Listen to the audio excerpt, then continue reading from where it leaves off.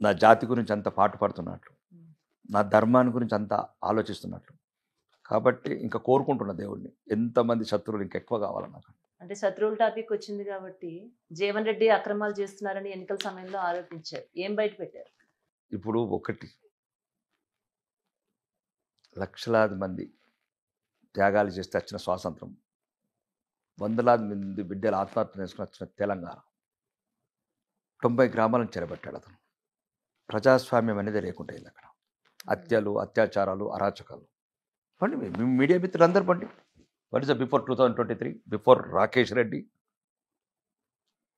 మాజీ శాసనసభ్యుడు సమయంలో ఏం జరిగినాయి? రౌడీలు, గుండాలు, అర్ధరాత్రి ఆడపిల్లల ఇండ్ల ముంగట బీరు దిశలు తీసుకుని బీరు బలగలు కొట్టిన వాళ్ళు ఒక్కడ కనబడమని. ఇప్పుడు రౌడీలు. స్వాతంత్రం ప్రజలందరూ ఏ పార్టీ గెలిచినాడే చెప్పాను, డిసెంబర్ 4 రోజు ఎవ్వడు ఏ జెండా అయితే ఆ జెండా పట్టండి. కాంగ్రెస్ జెండా పడతారా, ఎంఆర్పిసి పడతారా, కమ్యూనిస్ట్ పడతారా? ఇట్స్ డెమోక్రసీ అండి, బ్యూటీ ఆఫ్ డెమోక్రసీ.